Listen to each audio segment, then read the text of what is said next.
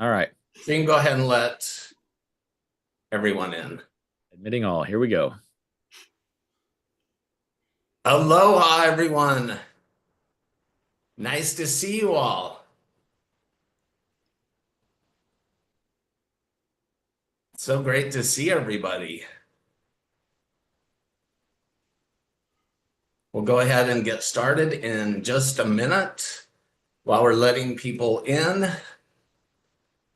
I'm going to go through and do a few announcements. So aloha, want to welcome everyone to Hawaiianians. I'm Sean Lether, and I want to give a special welcome to everyone joining us live on the Conscious Awakening Network. I'm going to make a few announcements and then we'll get started. On the third Tuesday of this month, October 15th, we'll be having our monthly Hawaiianians Experiencer Sharing Group. Anyone who has had any spiritually transformative experience, whether it's an NDE, after-death communication, prophetic dreams, or if you're just interested in listening, you're invited to join us. And we will put a link to that in the chat. We'll also put a link to the newsletter, which if you're not currently subscribed, you can subscribe. This event will be recorded and you can watch a replay of it on our Hawaiianians YouTube channel. If everyone can take a quick second, go to the Hawaiianians YouTube and make sure that you're subscribed, then you'll get to see the replay. Lastly, I want to remind you that these events are a labor of love for me, and it's very important that we keep them free. Your generosity helps keep all of our events free and support sharing the wisdom and love of NDEs and SDEs with the world. Please partner with us and donate today, and we'll put the link in the chat. Okay, I think we have everything out of the way. Make sure everyone's muted if you can. Aloha and welcome. I'm your host, Sean Lether. We're excited to be broadcasting live on the Conscious Awakening Network. If you're watching on YouTube, please make sure to like, comment, and subscribe. Tonight's guest, Eric Taylor, faced a life-altering near-death experience. He battled and survived COVID and valley fever, spent 40 days in a coma, and another 45 days in the hospital recovering. This near-death encounter catalyzed the expansion of his spiritual gifts and abilities. Eric is a professional intuitive astrologer and relationship coach from New York. Beyond his expertise in astrology, Eric wears many hats, including actor, writer, MC, sports radio host, and former teacher for disabled children in the Bronx.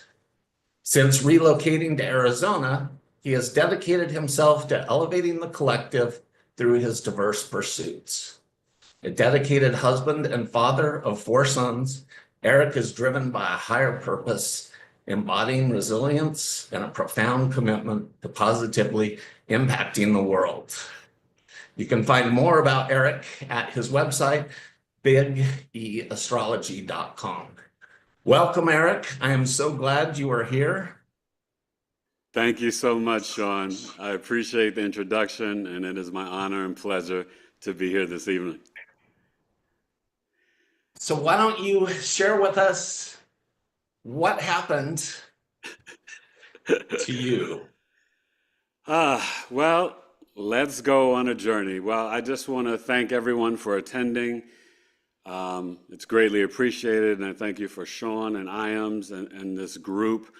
I presented this year at IAMS in Phoenix for the first time on a panel, and it was truly an honor and a pleasure, and it was nice to be around a lot of like-minded people and spirits and people who've been in the trenches, or people at least that even understand or understand NDEs.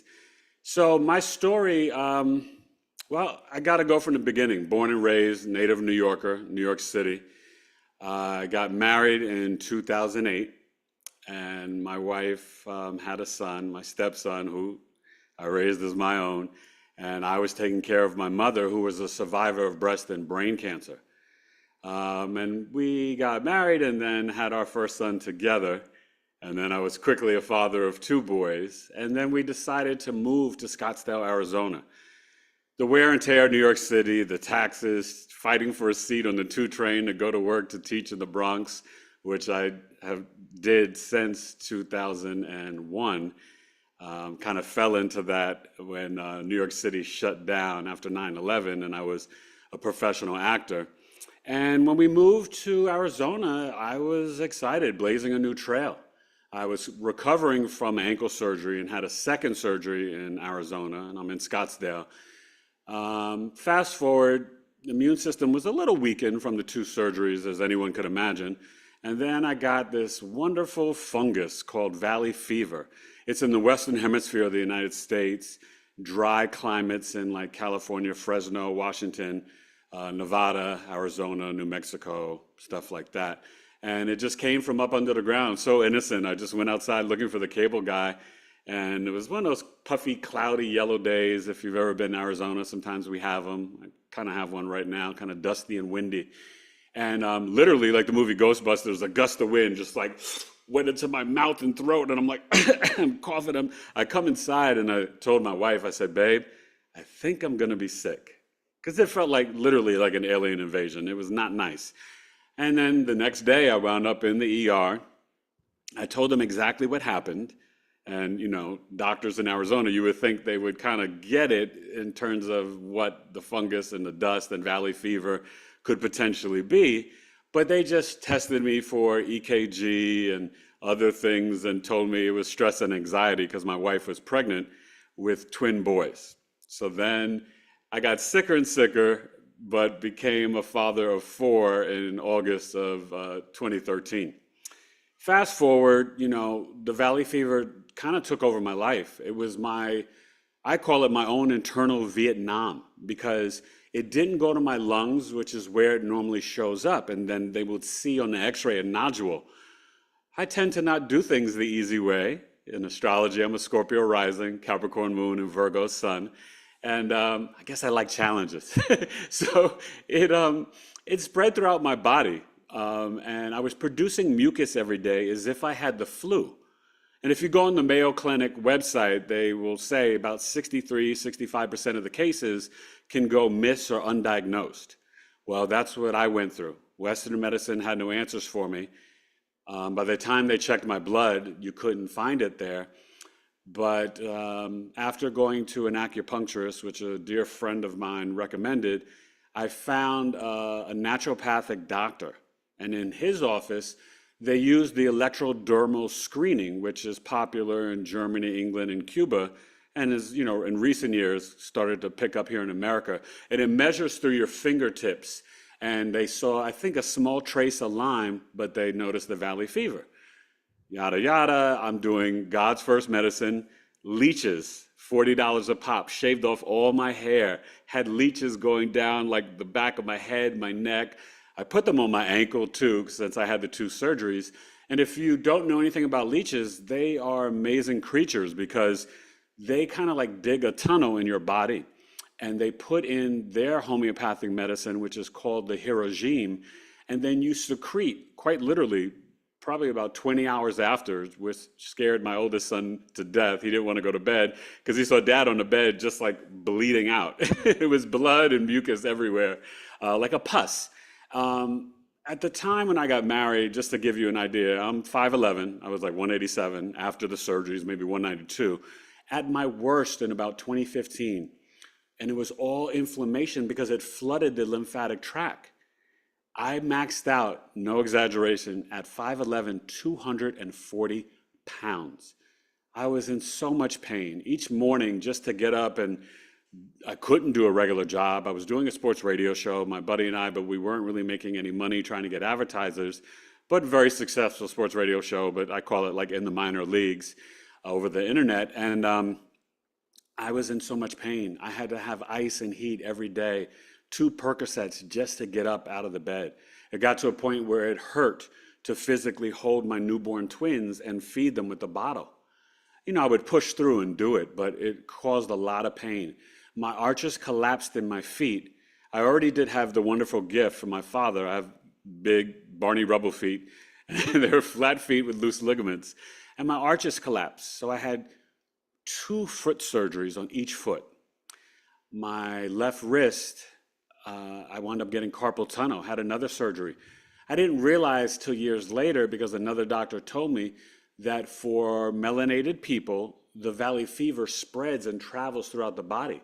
I had knee pain, and the doctor was like, no, nothing's wrong with your knee, Eric, it's the valley fever.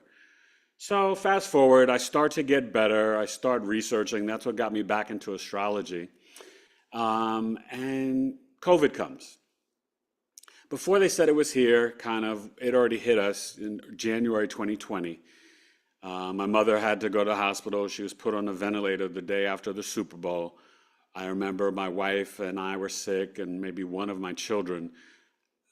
I've had walking pneumonia, the flu, things like that, bronchitis. This was pretty bad. I remember one night going to bed, and I was sick for about 3 weeks. One night going to bed, I just said a little prayer. I said, God, please, just let me feel better and wake up in the morning. It didn't feel good, but nothing compared to round 2. In 2021, late August, and during the pandemic, we were like 10 feet apart, complete mass lockdown, because I was taking care of my mother. My mother, like I said, the survivor of breast and brain cancer, but then in 2013, because of a UTI, she wound up in a wheelchair and had severe dementia that started to, kind of get stronger over the years. By the time, COVID hit, it was just lockdown. August of 2021, my twins turned, I guess it was 7. And they, innocently wanted to have a little party. That turned into COVID coming through our home really strong, the Delta. We were in that COVID fog that maybe some of you have heard about, because on August 27th, my mom, her oxygen went to 88. And once you get to 88, you should go to the ER immediately. And that's what we did. My wife was 93, 92, but it was almost like we were all delusional, because when I was testing it on myself, I was 85, 79. I think on August 27th, when my mother went in, I may have been at 72. I should have gone with her. For some reason, we just thought it was not reading properly. Well, that was a huge mistake. Excuse me. On August 29th, I didn't feel good at all. And we called the ER. They wouldn't come in the home. It was like, toxic, so we had to come outside. They checked my oxygen, and it was at 56%. The ER gentleman said, Mr. Taylor, how are you walking and standing and talking? And I said, I don't know. And quickly what flashed in my head, because I'm always a sketch comic comedian and just, I love to laugh. I thought of Ben Stiller. I was like, strong like bull, I'm just being me here, But they rushed me to the hospital. But let me just say, before, my boys were crying. They were in the front yard, and my wife was really sick and just stressed and emotional. And as they were putting me on the gurney and putting me in the, in the ambulance, I said to them, I was like, boys, please don't cry. Remind you, this is August 29th. I said, Daddy's going to be okay. I'll see you in October. I don't know why I said that. It must have just come from my spirit guides or God, or I have no idea. They took me to the hospital. When I got there, they're hooking me up to stuff. I told them about the valley fever. And when you have valley fever, you cannot have steroids. They don't play well with it. And it was laying dormant. Usually between June and October, it's hot and dusty out here in Arizona. And sometimes it would reactivate, and I would get stiffness in the neck, and I would try to get diflucanazole, the medicine, which I could only get sparingly because I wasn't really diagnosed by Western medicine. Even though when I would take it, it would help me, and I would explain to them, well, if this helps me, and this is what it's for, let's put 2 and 2 together, and let's give me more of the medicine, but that wasn't happening.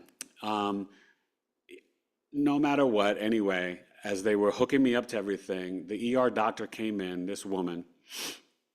I wish I knew her name, a brunette, I knew that. She verbally assaulted me, yelled at me, screamed at me, foaming at the mouth all I could say was like a caged dog. It was crazy. And I was just like, she just said, "Oh, so you didn't take the vaccine? I bet you're going to tell all your friends to take it now. I bet you're going to take it now." And I'm just like, what? Listen, I didn't judge anyone that took it or didn't take it. I chose not to take it because of my prior health issues of the valley fever. And I spoke to my doctors. They had no answers. I also was born with an eye disease called retinitis pigmentosa, and it affects the rods and cones in the retina of your eyes. When I was 10 years old, they told me I would be completely blind by the age of 21. I'm 54 today, and that's not the case. I see you guys, and it's a beautiful crowd tonight. You guys look wonderful, okay? So she says all that, and I'm just looking at her like, "Are you gonna help me?" I don't know what to say to you right now. Like, you're absurd, right? Completely unprofessional. I get put upstairs. Each day I was in the hospital from August 29th. I was getting sicker and sicker. They denied me the monoclonal antibodies. I was delusional because I just got a new client for my, I think it was my Virgo birth chart sale. And so I was like thinking I could do a chart reading on the computer. And I had my wife send the computer to the hospital. I couldn't barely log into the computer, let alone lift up my hands by the time it was maybe the 31st. So each day it was getting worse. And then they denied me the monoclonal antibodies. They gave me remdesivir. They wouldn't allow my wife in the hospital. She came in, and let me backtrack. When I went in August 27th, my mother was down the hall. I immediately asked to go see her. They took me in the wheelchair to go see her. She was doing way better than me. She just had the little oxygen in the nose, no ventilator, anything. She looked a little frustrated and annoyed. She, at this point, was not able to swallow, so she was on a tube feed. We had her on Kate Farms, which is the best tube feed, by the way, and that will come up later in my story. It's organic and brown rice, fruits and vegetables, and very healthy. Not what they normally give you in the hospital. So I kissed her hand. I told her I loved her. And, each day after that, I would just see her on the iPad, and I would talk to the doctors and nurse, because my mother was nonverbal. And I had a PhD in speaking Cheryl. That's my mother's name, and I could, but anyway, they allowed my wife, I think it was September 5th, to come into the hospital to see her. Well, she knew and heard that I wasn't getting the best care, so she snuck down to come see me. You would have thought she had a loaded weapon with her. They came in foaming at the mouth, police, security guards. "Get out of here. What are you doing? You got to get out of here." And she's like, she brought me some food. She was just checking on me because I'm visually impaired. And, with the COVID, my vision was actually getting worse. They gave me steroids, the remdesivir, no monoclonal antibodies. I've been meaning to ask one of my friends is an ER doctor, and I always forget to ask him because I don't know what this was. And maybe one of you guys know about it, but I have no clue. But they told me I had to I did it 3 times, maybe the 31st, the 3rd, and then the final time on the 6th.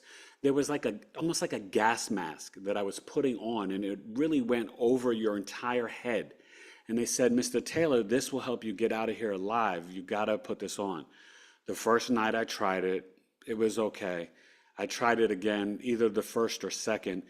I couldn't take it. It made me scared, paranoid. I was on it for 20 minutes, and I was like, "I can't take it. I can't breathe. Please take it off." And then, this always makes my wife upset.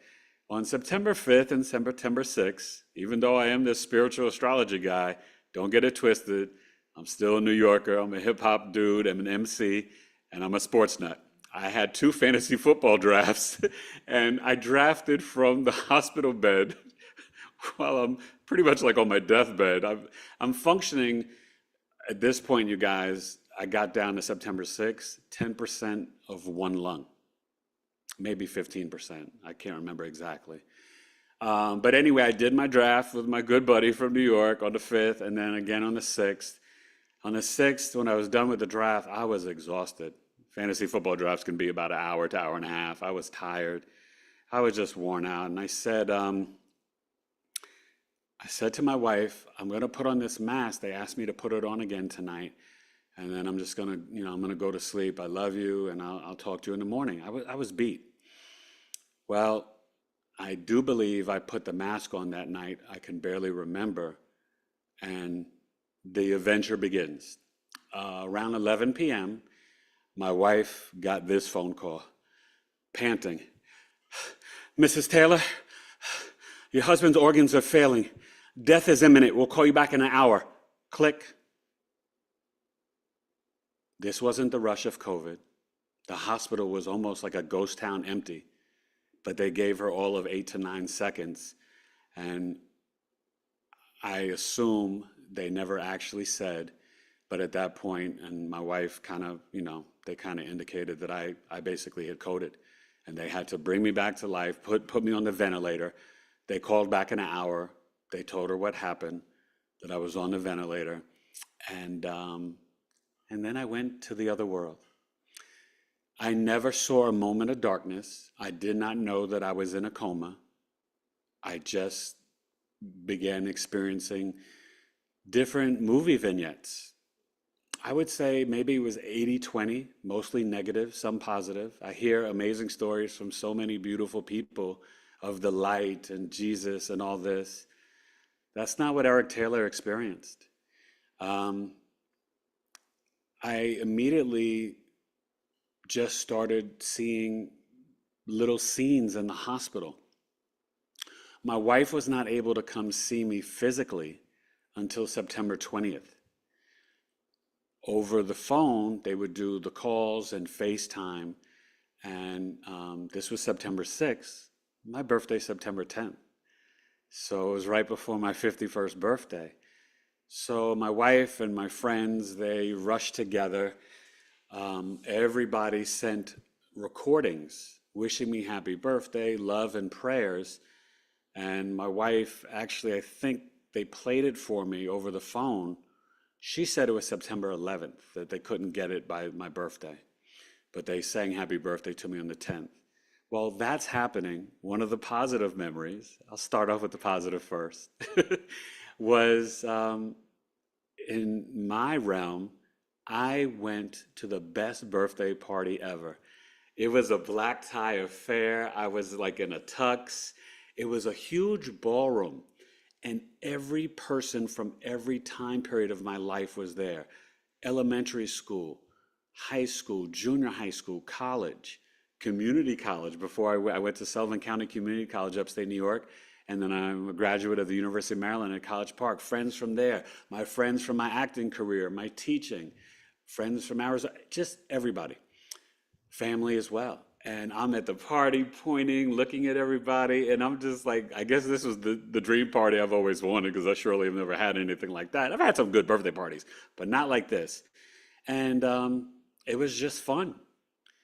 But then I assume that is when my wife was playing those messages. So it's almost like what was happening in the real world was spilling into my dimension in the spiritual realm, because that was the experience that happened at the party. Another time, my wife had said that they were playing my music, my love, my hip hop music, my first love. And I like the intelligent, conscious stuff. KRS-One, Rakim, De La Soul, Tribe Called Quest. And they played a new song that it was just released that I loved with Nas and Lauryn Hill. It was like a kind of a nice comeback for her, this song called Nobody. And the doctors were kind of excited because as they were playing the music, no exaggeration, I started like dancing, like, being the hip hop head. I'm like bopping and shaking my head. My wife and kids were like, oh, go daddy, like, yay, excited. And because they knew that I was in there were signs of life. But then the bells started ringing. And the doctor was like, stop, cut it off. And my wife was like, no, what happened? What? Is he okay? Did I hurt him? And they were like, no, no, no, his pressure is going up. You have to turn it off. But don't worry, Mrs. Taylor, he's going to be okay. But this is a good sign. We know that he's hearing something and he's in there. But that didn't happen too much. Most of the time, I was just like a limp noodle and non-responsive and nothing. For me, the adventures of darkness just begun. My wife and I have just made it this summer, 16 years of marriage, happily married. But unfortunately, in COVID, I felt like not only was my wife trying to kill me, she wound up having 2 boyfriends and then a third. One of the boyfriends was her ex-husband, who my wife was a survivor of domestic violence, but it was like her ex-husband, but he was not, just African American. He was actually like African. So it was him, but not him, if that makes sense. And then the other gentleman was another African American man, but younger. So I kind of laugh and joke. I was hot, she was dating a younger man. I was not happy. But it was weird because he was almost like not a guardian angel. Gosh, please forgive, that's the wrong term. He was almost like a spirit guide of like Satan, because it was like he would take me on these experiences, like he was always there. There were times where I would be in the hospital and my wife would try to help me, and either of the 2 boyfriends, they would get upset and angry and hit her if she tried to help me. The younger man, who was more around than her ex-husband, he, interestingly enough, I come to realize now, even talking with Sean about it, he was actually someone that I had knew, who was kind of like a new acquaintance and a big fan of my astrology work and was into music and stuff.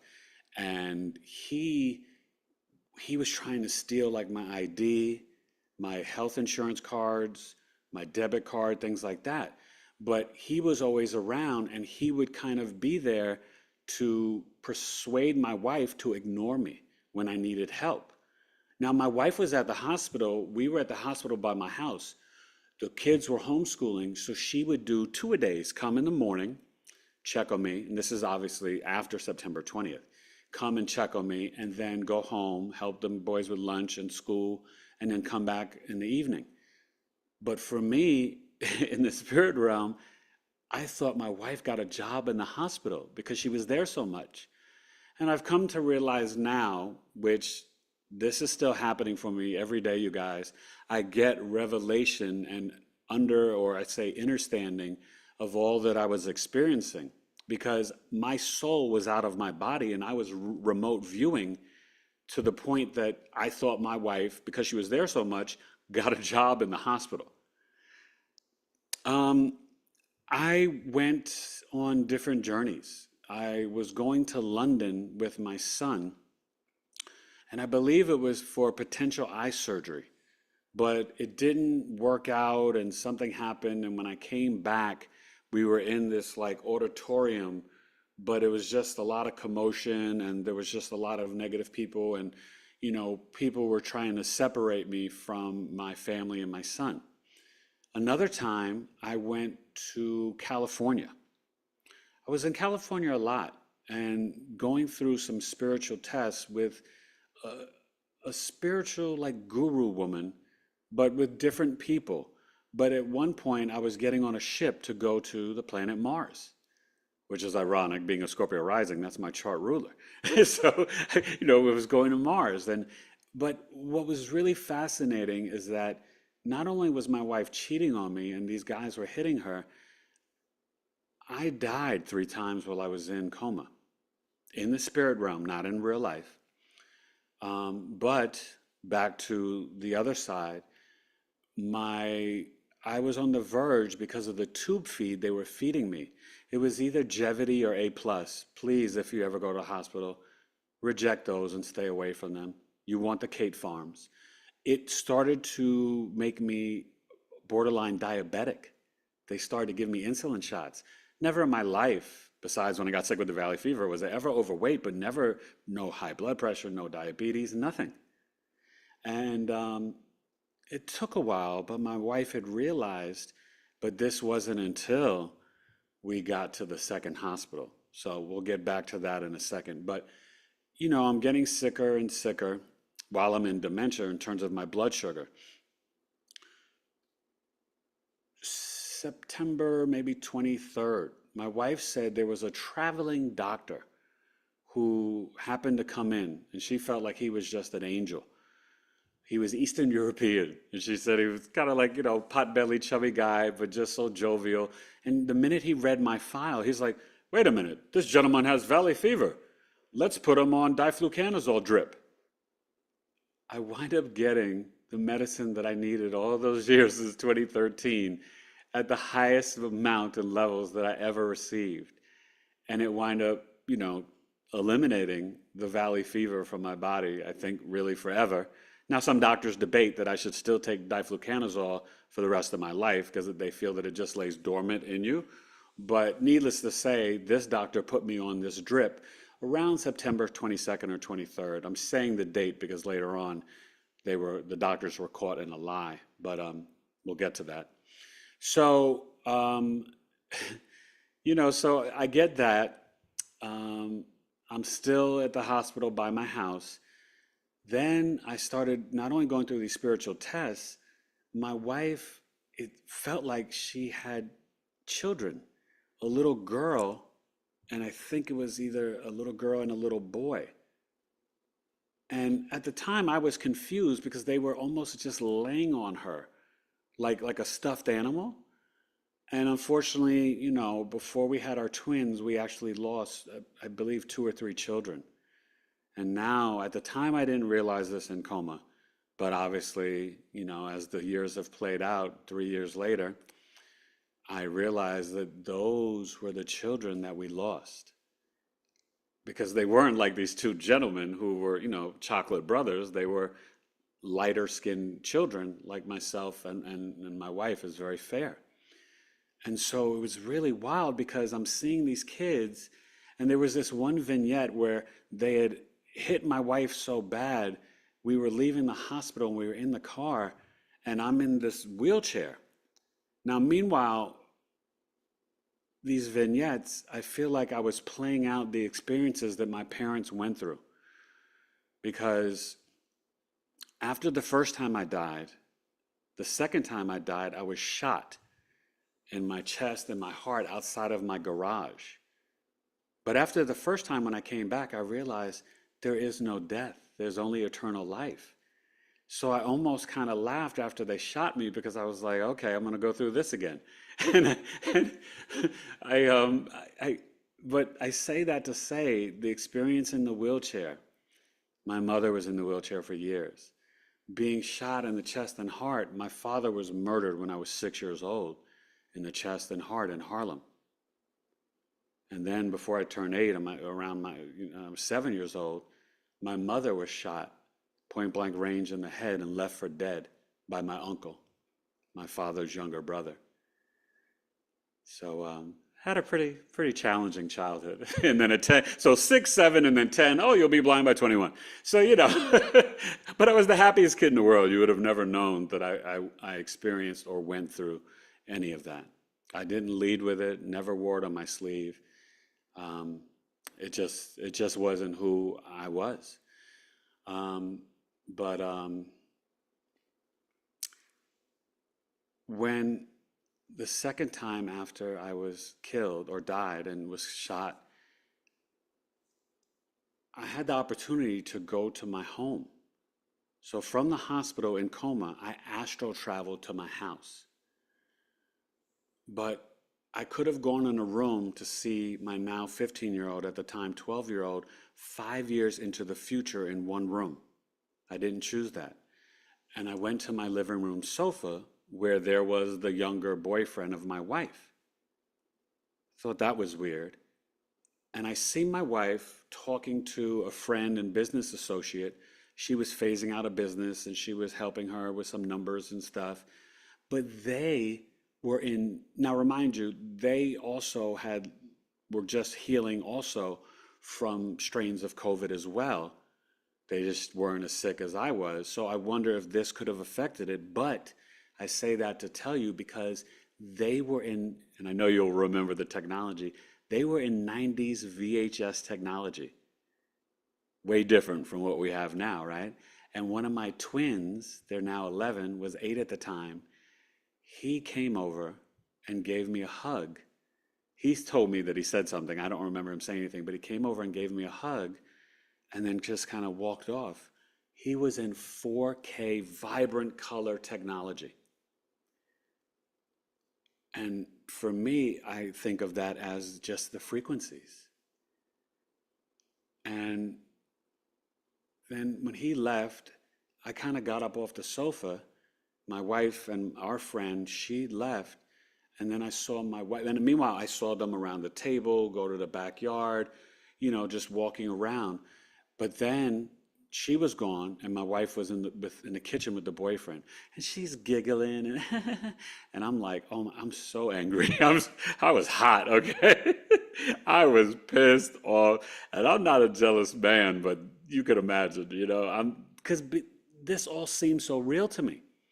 And I couldn't understand why they couldn't see me or hear me. But there were times where they would directly talk to me. But at this moment, it's like they were ignoring me. It was almost like I was looking at them through like a glass or through a window, but I was just like right there looking at them. And they're kind of joking and flirting and a kiss and a hug. And anyway, I just wound up, leaving, or I don't know what happened. I was just back in the hospital. While I was in the coma and in the hospital, all the vignettes, one stood out extremely strong. Actually, let me backtrack, because there was a time when I was going back and forth to the hospital and to the house, and one time my wife and kids took myself and my mother to the hospital, and we had to like get out of these wheelchairs and go into this cylinder tube. And my mom, who, she couldn't walk, barely stand on her own, she was able to get out of the wheelchair and go into this tube, and I couldn't. And then I wound up, having an accident and urinating on myself. And there was like, in the hospital, there was like a school trip, and my wife and kids, people were laughing at me, complete humiliation. And I just couldn't understand, like I tried and I tried, I couldn't get up. And then I was like upset and embarrassed and frustrated that people were teasing me and laughing at me. But I just, I couldn't do anything. And then there was times when I would go to my home, and it wasn't my home. Where I live in a ranch style house, we had a basement. And then there were people in my home that, besides the two boyfriends, there was my niece and then one of my wife's close friends. And they were both really mean and nasty to me and to my children. And they were almost like complete demons. And they were like supporting my wife cheating on me. And the men, they had kids or other people, and they were mistreating my kids. And I think one of them may have touched one of the boys inappropriately. And I was just so frustrated and angry. And it was like I couldn't get my wife's attention to be a good mother, nothing. Like it was, it was enraging, but I had no control. And I just remember there was a basement in my home, and I don't have one. And it was actually like this sex dungeon. And they would like have sex parties at night and invite people over. And I mean, it was completely just disgusting and demonic. And God, Sean's met my wife, if you ever met my wife, it's so not her. She's more like a prude. She wouldn't mind me saying that. I don't know if she's on here or whatever, because she'd be like, yeah, I'm a prude. You know what I mean? So it was just wild, okay? Completely wild. So they're trying to check on me. They told my wife, I'm still in this hospital, towards the end of September, early October, they start to strip some of the medicine away from me. Mrs. Taylor, your husband's going to start to, because, after she came the 20th, she would like come and she'd shave me and groom me, and the nurses were like in awe of how sweet she was and loving on me. And they would, she was doting on me and taking care of me, and they would just, totally be in awe of the love. But she just wasn't understanding when they would strip the medicine. They told her he'll start to move his hands or eyes will flicker, and nothing happened. So they were nervous. They ordered a CAT scan of my brain. Came back normal. But I was just out cold, completely out. Nothing.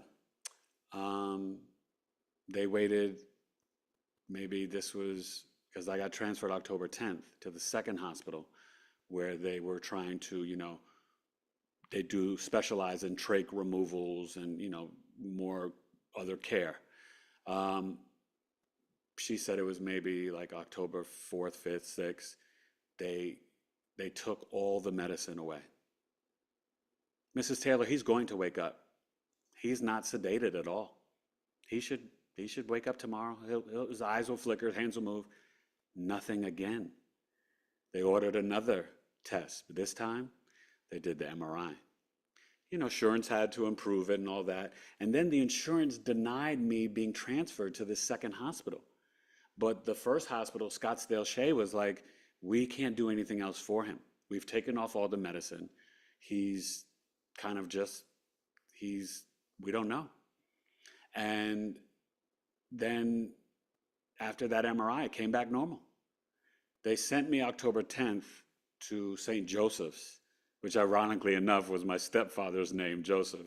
And my mother got saved at that hospital because she, at the senior center, they gave her some huge piece of broccoli. She choked on it and almost died. It was on a ventilator. She had been to the hospital so many times before this COVID.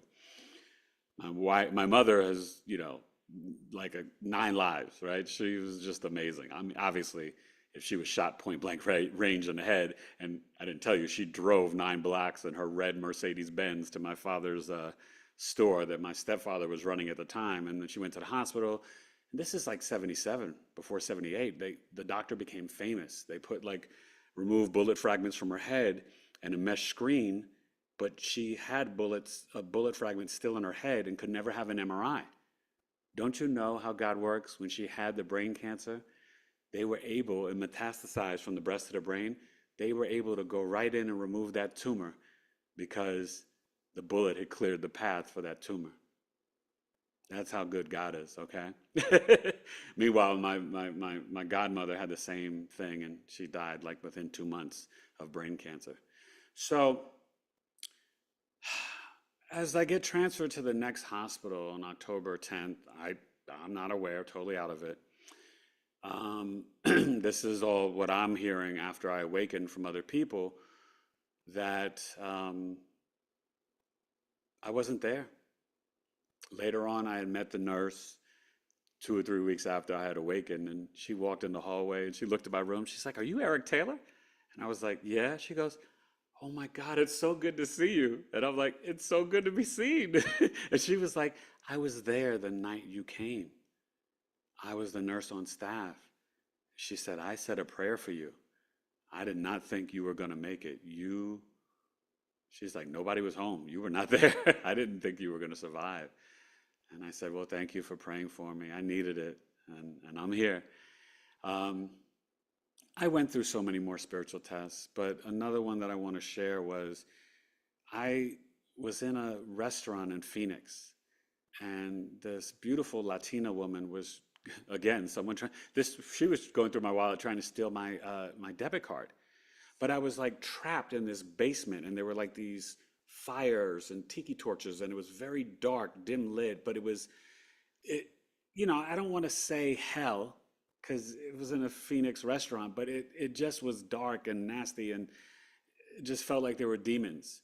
And I wasn't tied up, but I was sitting on a seat, but I was trapped. I couldn't move, and there was a white light underneath me.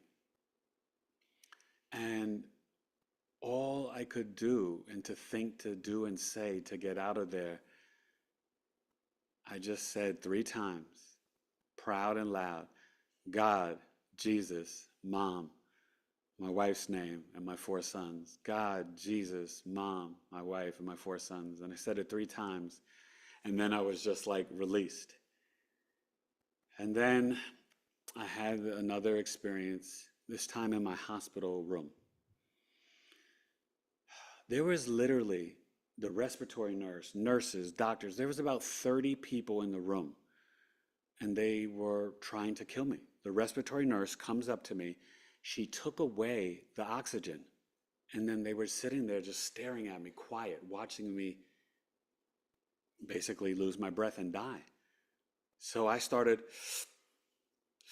sucking and catching air in my breath. And then I said, you better give me back my oxygen. If you let me die, my family is going to come after you. And they just looked at me. It was just like that hollow stare. Kind of menacing, but kind of just like they weren't there. And it was just so, and the respiratory nurse, she was in many different vignettes, just like this one nurse. And these are people that I actually saw later on after I awakened in real life. And then I caught more breath and I said, if you let me die, I will haunt you in the afterlife. I said, you have no idea who I am. I said, I am a spiritual giant, and you better give me back my oxygen so I can survive and live, or I will torture you and haunt you in the spirit realm for the rest of your lives. And then they gave me back the oxygen.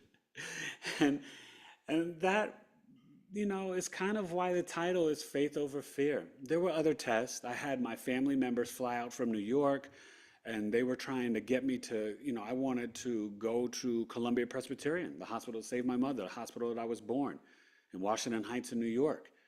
And I was going to leave and be transferred, but then my wife, even though she was cheating on me, she convinced me, don't leave for the kids. And I was like, okay. But it was just complete evil and torture and just meanness and darkness and violence and sex and just, I still don't really understand why, except for the fact that I know now my soul chose this, and that it was really an initiation to up-level spiritually and to break generational curses and to let Satan know no more. My family and I have been through enough. I told you about all of my childhood, but since we were in Arizona, the valley fever, after the twins were born, my 4-year-old had emphysema, strep pneumonia, and almost died and had surgery, was in the ICU for 23 days. Then 2 years later, that same spiritual twin that came to me, in the 4K when I was in coma, he went to the hospital and he had the same lung thing, but he didn't need the surgery. They just put a tube in to drain the fluid. And we've dealt with bullying with the kids and racism. And Arizona and life was just kicking our butts. And it was like I went on this divine assignment to just cut the cords and just clear all this energy.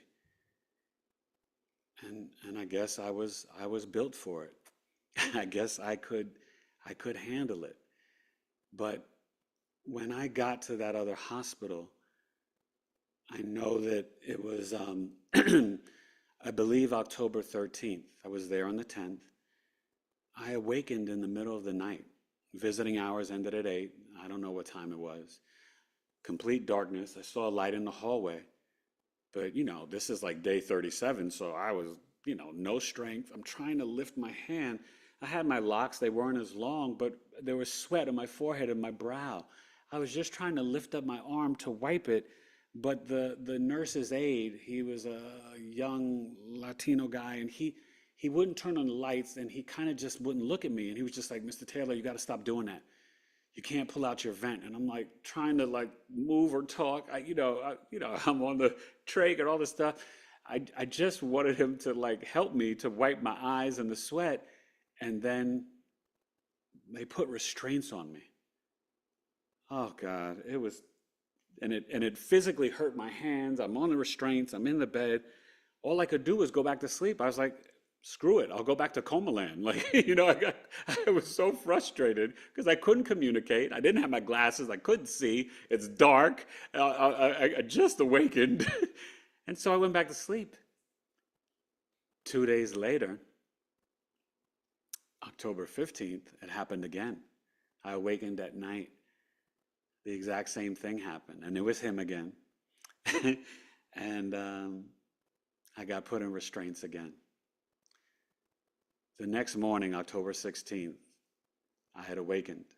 But before I explain what happened there, the last vignette and experience that I remember through this torturous journey of spiritual tests, and I went through one test, but I don't want to get into it. I don't want to offend it. And it's not offensive, but they basically wanted me, the spiritual guru, they wanted me, I'll just say it, they wanted me to be the leader of a gay pride parade in San Francisco. And they wanted me to cut off half my locks and color them. And I'm not homophobic, professional actor, plenty friends, gay, lesbian, have no issues with anybody.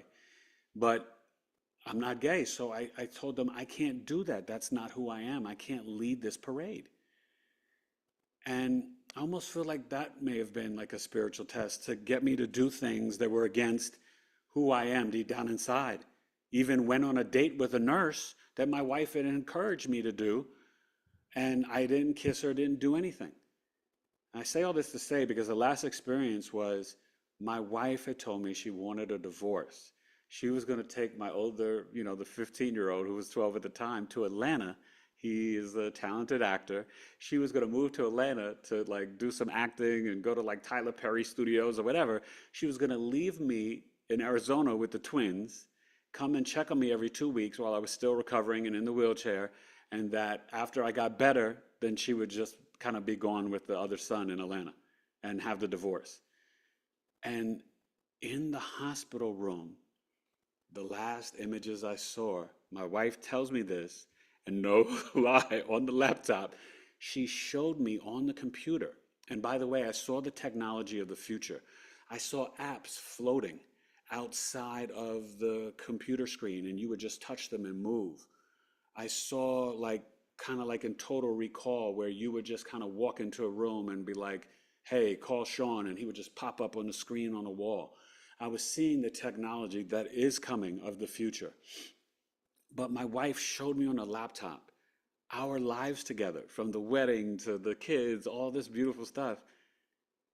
And then, as she tells me about the divorce, on the laptop, she's showing me a preview of her life in Atlanta with her new husband. And I'm just like, I couldn't understand. And I told her, I said, I don't know why you're doing this. Why are you breaking up our family? And I said to her, I love you. And when you realize what you're doing, I want you, and you can, come back to me. I believe in us and our love. Our story is just beautiful, and we're soulmates and best friends. And I didn't give up. I didn't quit. I said, I will be here when you come back. And that was the last thing. And she's playing the vignette. So then October 16th, I finally awaken. But this time it's in the morning. And this angelic nurse comes into the room, and it's lights, and I can see, and it's the morning. And she comes in, and she's like, oh my God, who put these restraints on you? I'm so sorry. Come here. And she comes, and she's all loving and doting. And I'm like, oh yes, thank you. And she takes off the restraints, and she's like, just checking on me and this and that. And then eventually my wife comes, and this is like the comedy, right? She's like, oh, hi, baby. And I'm trying to talk through, I would say the vent, but I wasn't on a vent anymore. I'm talking through the trach. But it just feels like this huge tube or whatever. And I'm trying to talk through it, and you could hear my voice, but it's like, oh, like, rawr. And I said, don't baby me. you were cheating on me and trying to kill me. What do you don't love me. What are you talking about? She's like, what? She totally baffled, didn't understand what I was talking about. And then I'm just like, I'm, as you can imagine, all that I experienced, it seemed real to me. And I was upset with her. Not upset, I was angry. And I said to her, and then I said, who was at the house? Who was at the house? She's like, oh, nobody. And I said, who? She goes, oh, well, so-and-so came by with the kids and they were playing and got in the pool. And because I wanted to know in terms of what I experienced with the Astral Travel, I said, and then I said was, I don't want to say her name, but I said, was so-and-so at the house? And she's like, oh, yeah, she came over. And she's like, how did you know that? And I said to her, I was at the house. I saw her and I saw you and I saw my other son. And she said, he said that he saw you and he said that you were going to be okay and you were going to come home.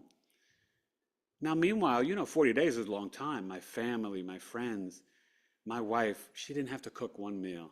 One of my great, good buddies, sweetheart of a guy, he set up a Facebook group. They sent Uber Eats. My wife didn't have to cook a meal. She would order for the kids, and she felt guilty because leaving my house to this other hospital in Phoenix, it was an hour door to door. And she had to leave the kids home alone. She would tell them when they would deliver the food, wait till they leave, and then you go to the door and bring the food in.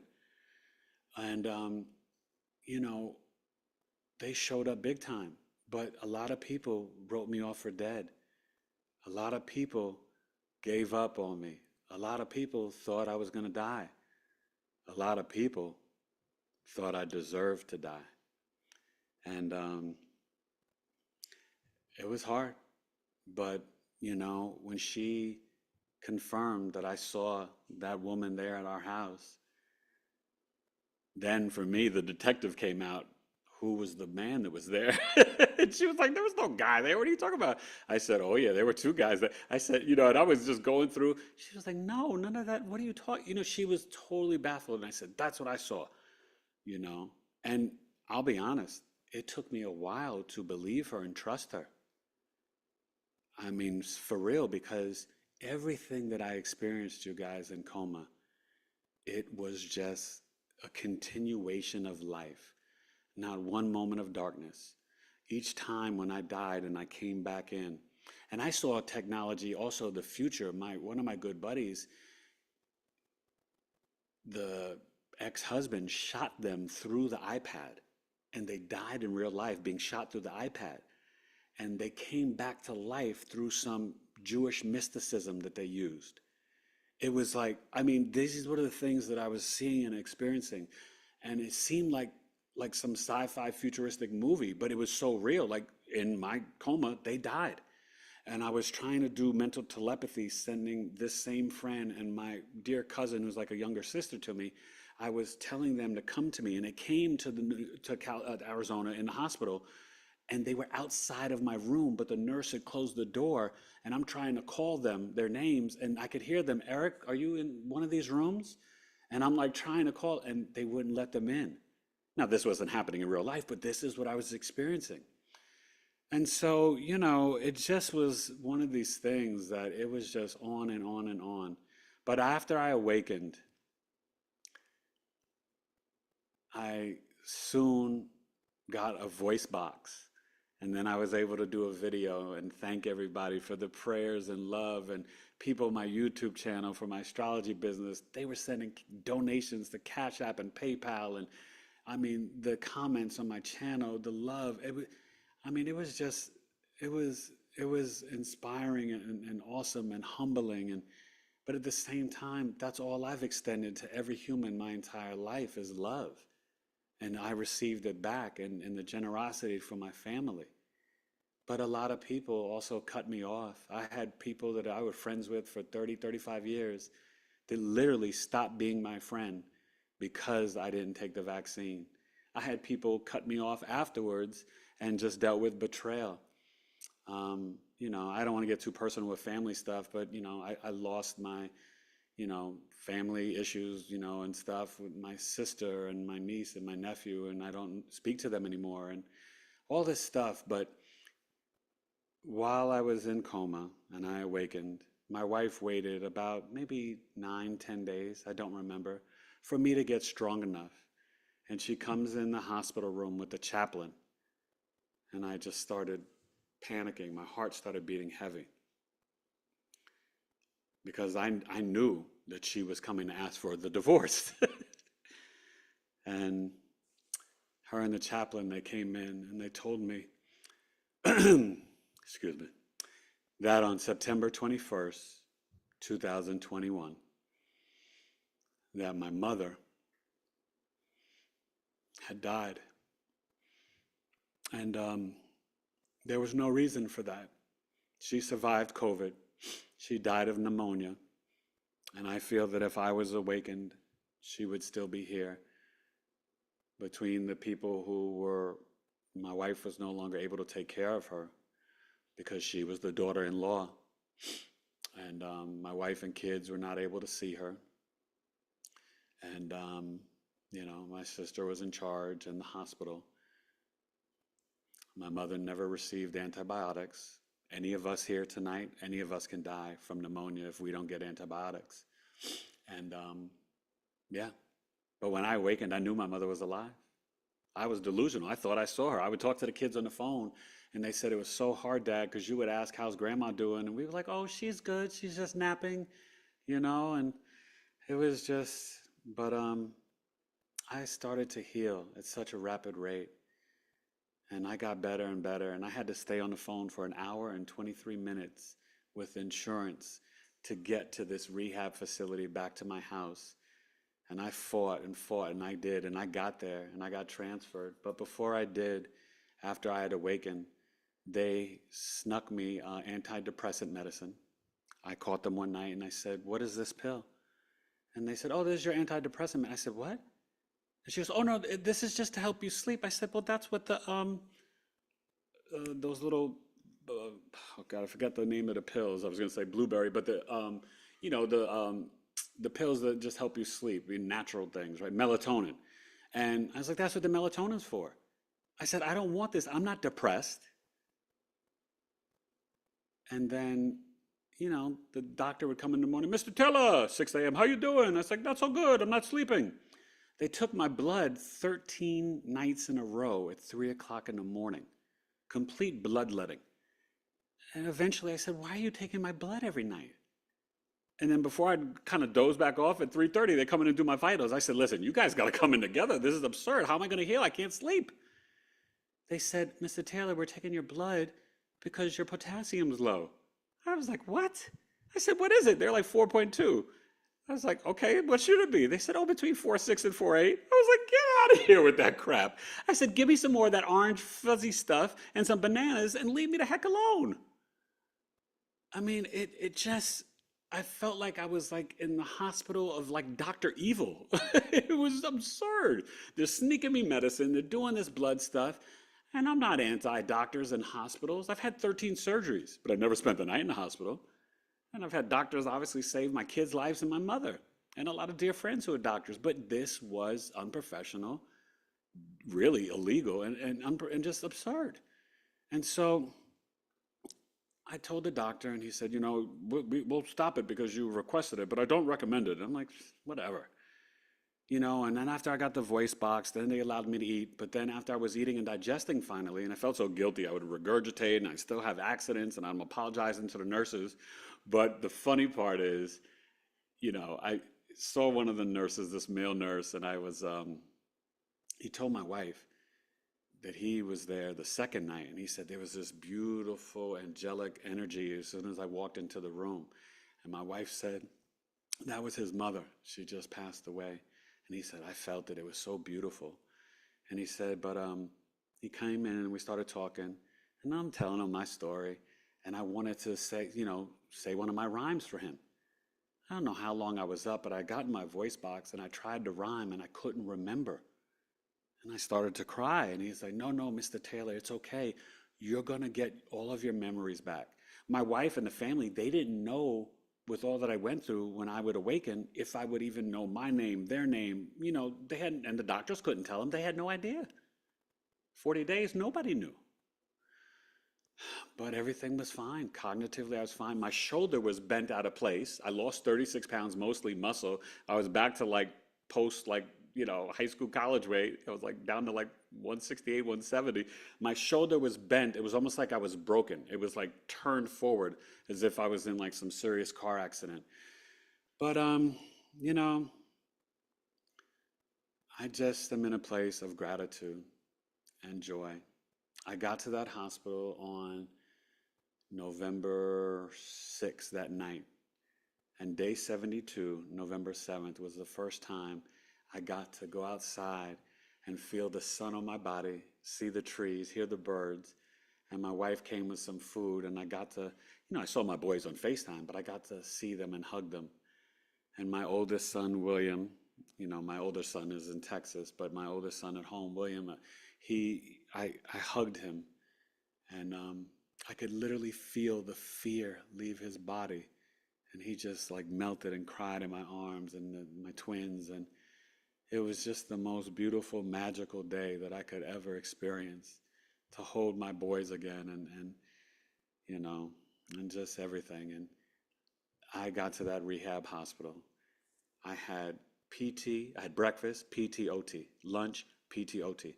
When I got there, I told them, I said, listen, I'm a native New Yorker, I'm a Virgo, I have a business, I'm a husband, I got 3 boys at home, I've got to get back to my life, I got bills piling up, I got to get back to making money. I said, your job is to help me.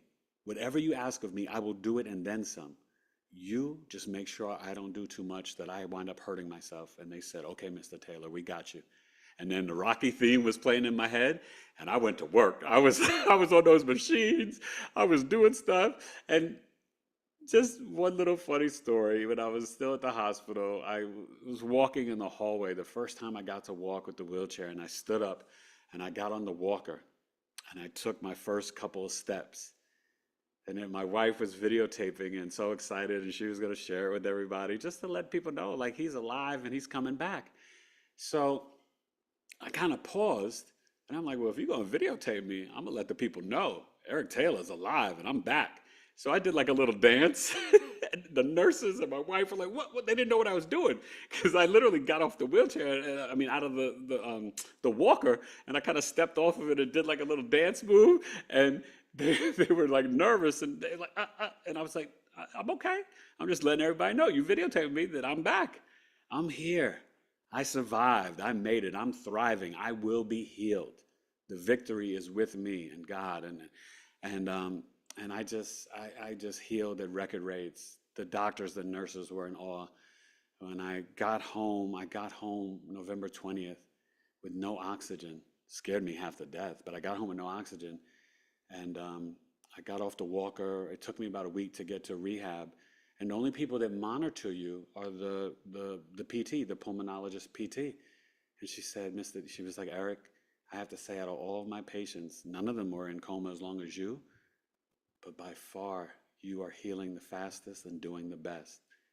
So I salute you, keep up the good work, and you're amazing. And the rest is just history. I went back to, as soon as I could, got on the computer, got to that client's birth chart, and she's still like a friend and follows the channel. And I did her chart and got it done and thanked her for being patient. She's like, I prayed for you not to die because I wanted you to do my birth chart.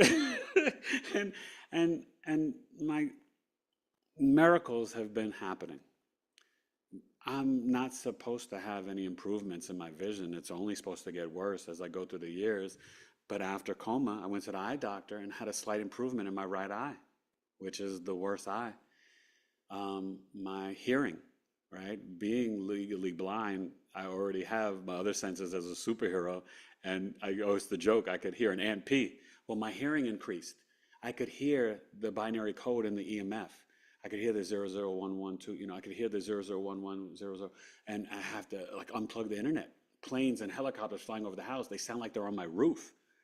Then my spiritual intuition, like I would just be predicting things, seeing things. And when I would and even now when I do my chart readings, I could see if you have Venus in the 5th house in Gemini, I'll get flashes of that energy beyond my astrological knowledge, like this instant download of describing your placement, and I'll see a visualization of you acting it out. I mean, it's amazing, and it's very humbling. And yes, I've seen UFOs, and I told Sean I may not or will not, I don't know, share it, but I see your beautiful faces, and I guess I'll just share this too. This is my first time in public sharing it. I had a visitation, and I had an alien experience as well. And I don't want to get into all the details of that, but it was really powerful, maybe a little scary. I only was aware of it in dreams, and then there were marks left on my physical body and on my bed. Um, and, um, and that's my story. And I am so honored to be here, and I'm ready for any and all questions. And I just send love and healing energy to all of you. Thank you so much. Oh, thank you so much, Eric. If you guys can put your questions in the chat, we'll ask Eric. Cindy's, if you can put your question in the chat. First of all, I just got to say thank you so much. And, I just love you and Alana. And so for you guys, we met in Phoenix. at the Phoenix conference. And it's just like, when you meet certain people and you just know, like, okay, these are my people, and they're gonna be in my life. I'm gonna be in their life for a long time. Amen. That's what Eric and Alana and their beautiful kids are. Thank you. Yeah. And so it's, as you and I've talked, and I want to make sure that everybody understands, it can take 7 years minimum to integrate these experiences. Many people, it can take 20 and 40 years. Yeah. Some people never integrate. I don't know if I will ever fully integrate. I don't want to. So for Eric to be so brave, I mean, this was just 2021, to come here and talk about stuff that you haven't fully integrated or understood. I just applaud you. It's so awesome. Thank you very much. So so thank you for doing that. And I'm excited to hear as you unpack more of what all this crazy wild adventure that you went on. It's going to be very exciting to learn more. It's even amazing and totally the holy setup in God how I got to IAMS. On the 2nd year anniversary last year, I just opened up my throat chakra. I had some people, like a spiritual advisor, tell me to let it go because of the controversy around COVID. Don't talk about it. But I intuitively felt it was time and that I didn't need to listen to her. And I felt like it was right for me to share and speak my truth. And I did. And I did a video on my YouTube channel and on my Instagram. Somebody sent that to Jeff Reynolds, aka Jeff Mara, the podcast. And he reached out to me, invited me on. I knew nothing really, honestly, you guys, about NDEs, the experience. I'm still learning. I mean, I am as fresh as they can be. I didn't know, and I didn't know about him. And I said, yeah, sure, I'll come on. Never heard of him in my life. And then I did it, and it was well received, and so many. I mean, it has taken me on a journey since last almost a year. November is when I appeared on his podcast. And since then, I believe I've been on about 20, 21 different podcasts, sharing my story and, other gifts. And obviously people are so into the astrology as well. But, basically sharing my experience and speaking my truth. And so I'm greatly in gratitude to Jeff Mara. But then I went to some meeting and I met some woman who was just traveling through town. And my wife and I had gone to this meeting with this group of people. And this woman there was like, well, have you ever heard about IAMS? And I was like, no. And she said, yeah, they're having a thing this year. And I think it's going to be in Phoenix. You should apply. And my wife was like, I don't know. And I was like, yeah, I don't know. And she's like, yeah, maybe you should do that. And so I got the thing. I filled it out right before the deadline. And then I got the letter back. We'd love to have you as a panelist. And I was like, oh my God. And it was just, you know what I mean? So when you take a step forward to be brave and courageous and you're willing to be uncomfortable and to face any fears or to speak your truth, God in the universe will meet you. Okay. So my mantra is always hashtag Deepwater Faith and faith over fear, because just taking those steps, it's got me here tonight and to so much, you know. So I want to, first of all, make sure, because it appears that you are having several dimensions and lives maybe going on at once, and maybe alternate realities, like maybe if you didn't make it, what Alana might have experienced if you weren't there. Like it I kind of thought about seems that. like. I thought about that, especially with the kids. Yeah, because it was very scary because they were being neglected and mistreated, as well as my wife.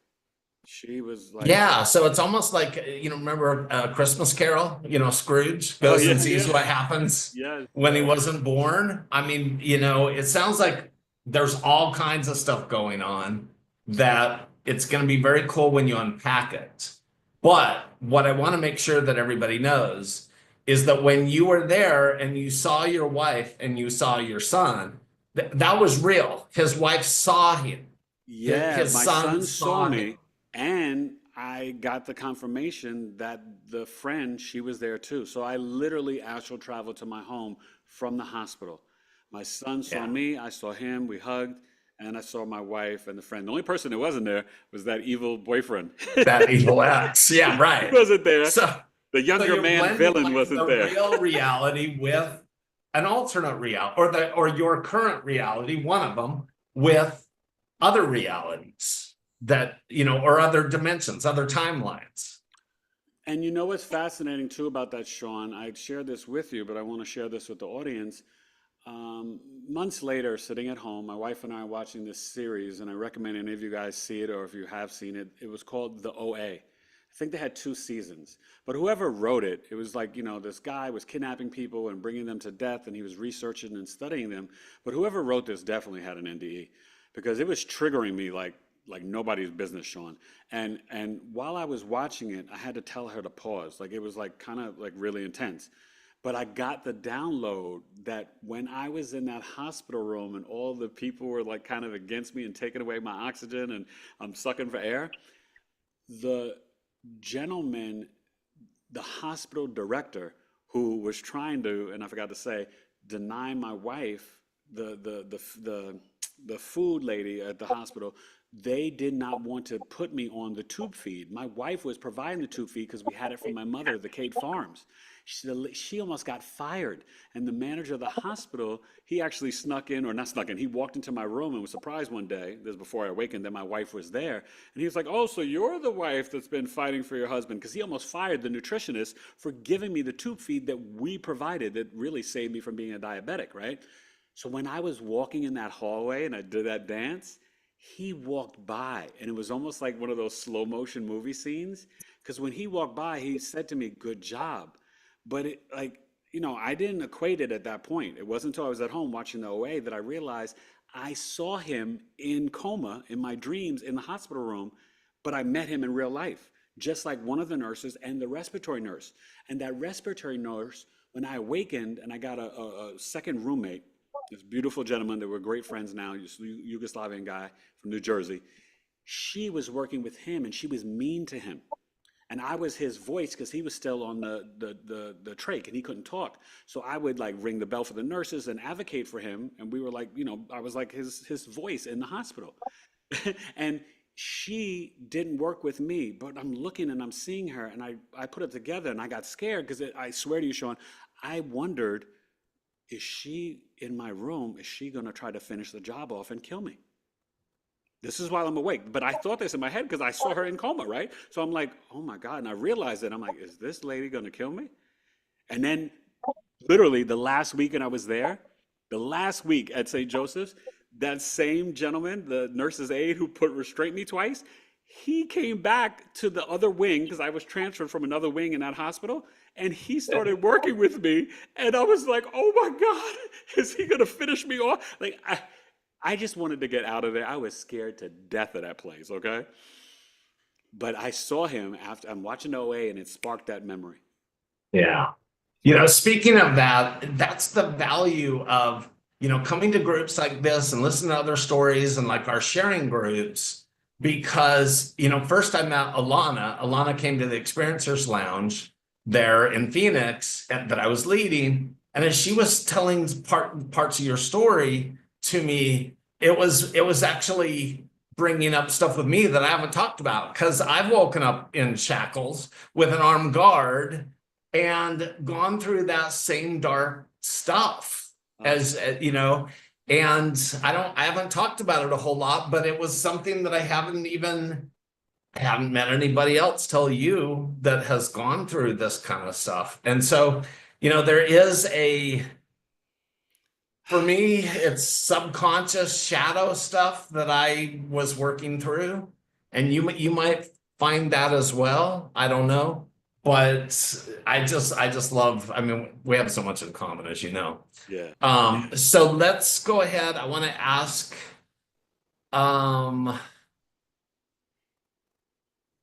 let's see. So Elkie wanted to know, you experienced the intuition that so many shamans and medicine people have experienced. How do you see this as positive? Well, I feel that a weight or some sort of demonic energies or curses are lifted off of myself and my family. Um, Life has always been good.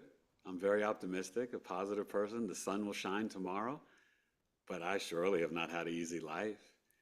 But I feel like this weight, this freedom now.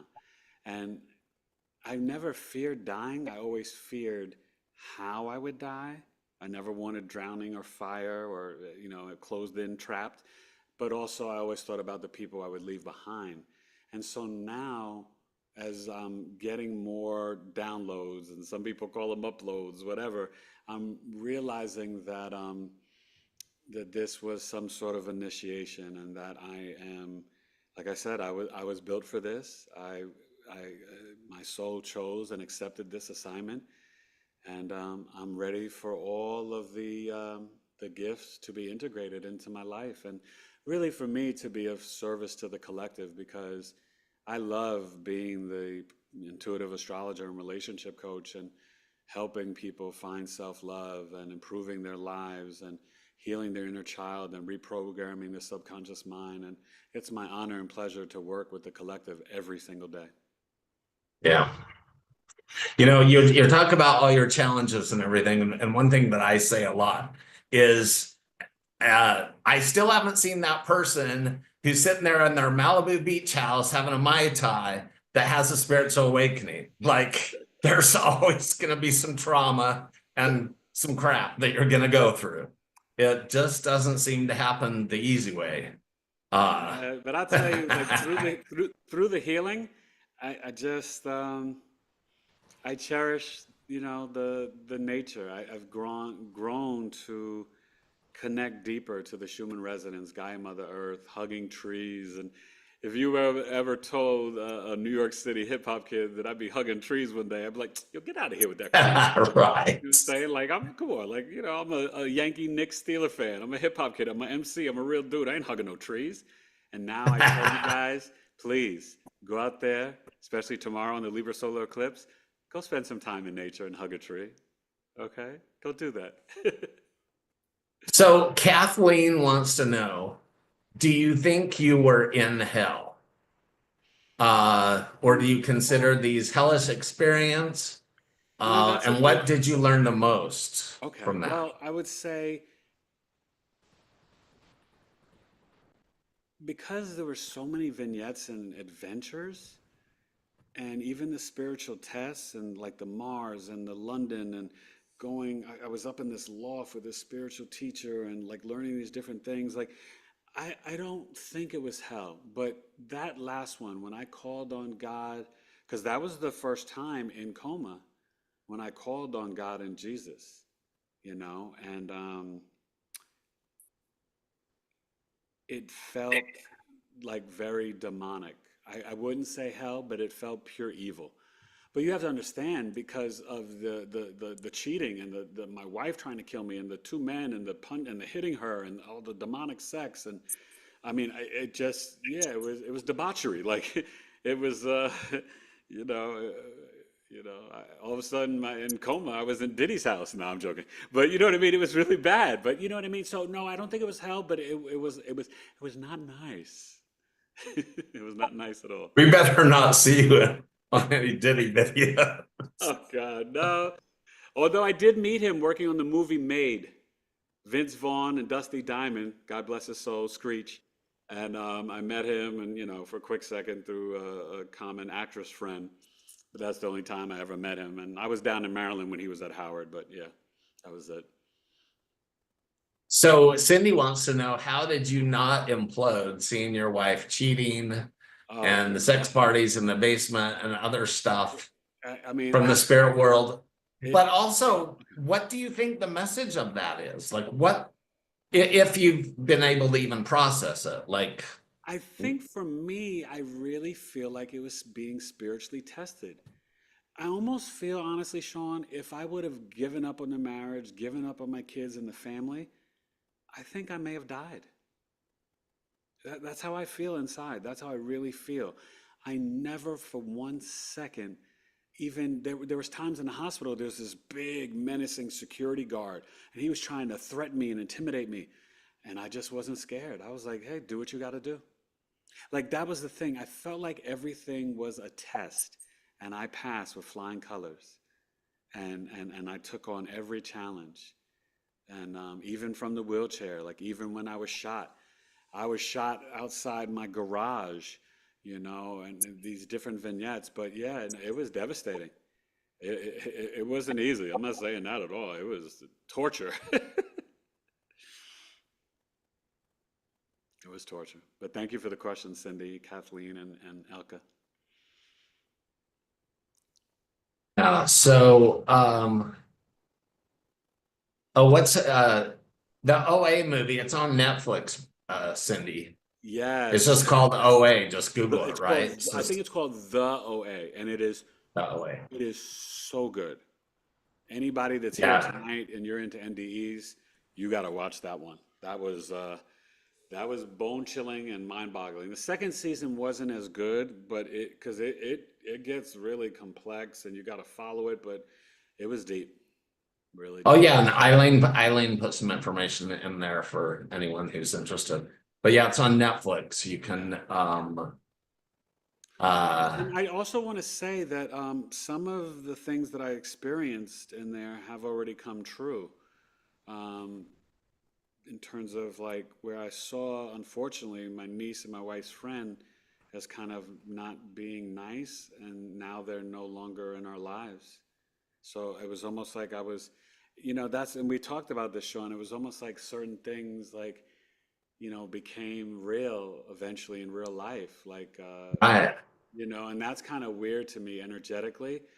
But I'm not, like I dreamt about my wife before I met her. You guys, I dreamt about 9/11 2 years before it happened. So I have Uranus and Libra in my 12th house in my natal birth chart. So if you know anything about that, Uranus is the spiritual awakener giving you downloads, and the 12th house is dreams, fantasies, subconscious, unconscious mind.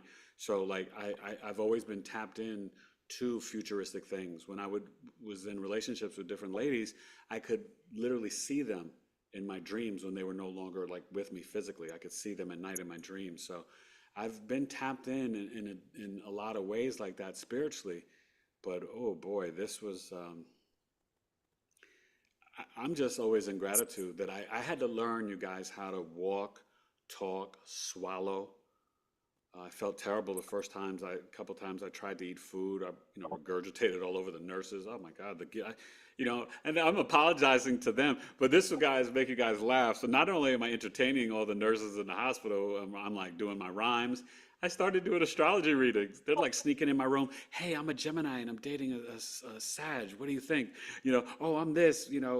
My ex-husband was a Taurus. Like, so it was.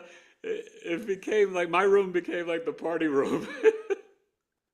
And if you knew me in person, you'd be like, "Oh, Eric, I'm not surprised you were doing that."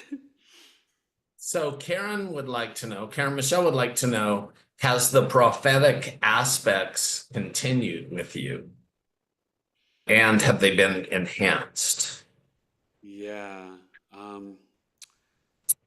So when Sean came over, we shared with him a story, and this was part astrology knowledge, but part I got the download. My wife went hiking one morning, and she left real early. It was during the summer, so it was before 5 a.m. The sun was just rising. It was probably she probably left 4:50, and I was too tired when I heard her leave. But I just she left. I felt something was wrong, and I just said I knew she was going to have an accident hiking.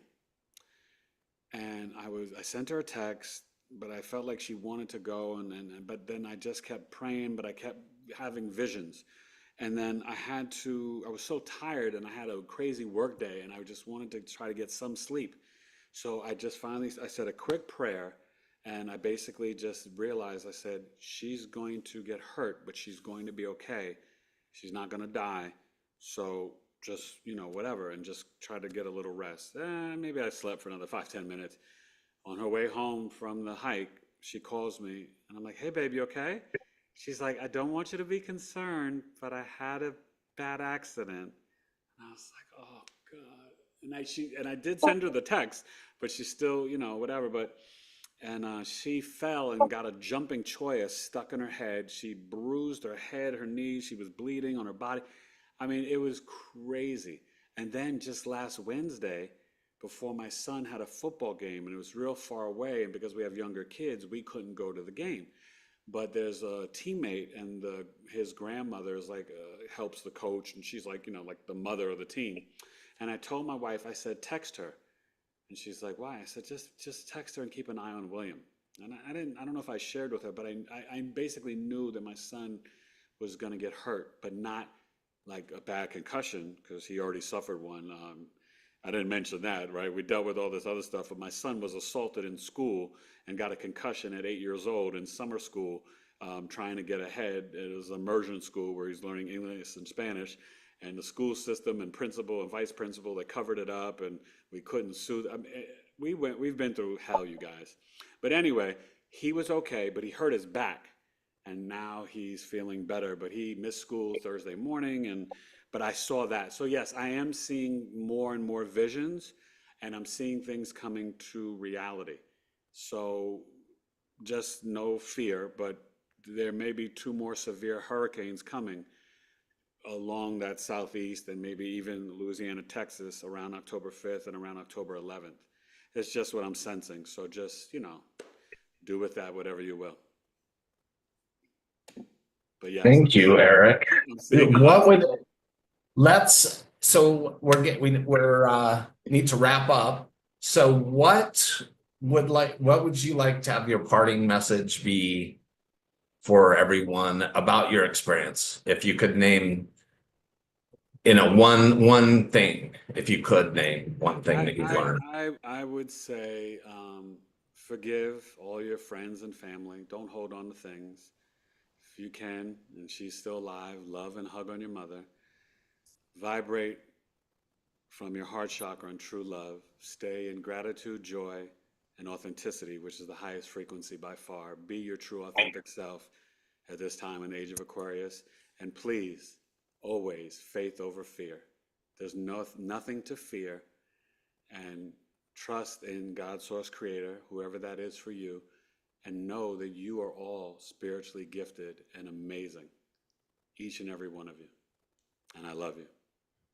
Thank you so much. And if you guys want to check out more about him, it's bigeastrology.com. Yes. And I just want to thank you so much, Eric. And come to the sharing group on the 15th and share about your UFO that you didn't really get into tonight, if you feel like it. That would be very cool. I think I may be able to do that. I have to check the date. Yeah, that would be awesome. And I want to give a shout out to Alana. Last time I looked, your camera was off, but you are so amazing. And I loved getting to spend time with you and your beautiful boys. I think her camera's still off. Yeah, she's at practice. She's probably cooking one of those amazing dinners. She's an amazing cook. She's at football practice with the boys. Oh, she is? Oh, okay. Okay. Well, thank you, everybody. so much for coming. Thank you, everybody. And there'll be a replay on the Awakeninngs YouTube and also on Conscious Awakening Network. And I look forward to seeing you all on the 15th for our sharing group. And thank you again, Eric. Just loved having you share your experience, and I love that we get to know each other. It's a pleasure. So thank you. God bless you. I appreciate you. Okay, aloha everyone. Have a great night. Try to stay away from that crazy political stuff if you can. It's so low vibrational, you guys. It's not worth it. But I really feel honored and respected that you chose to come here rather than listen to that stuff. Because certainly a lot of people did. A lot of people chose to go into that instead. So really honored. So thank you again, everyone. And we will see you on the 15th for the sharing group. Aloha and have a wonderful night.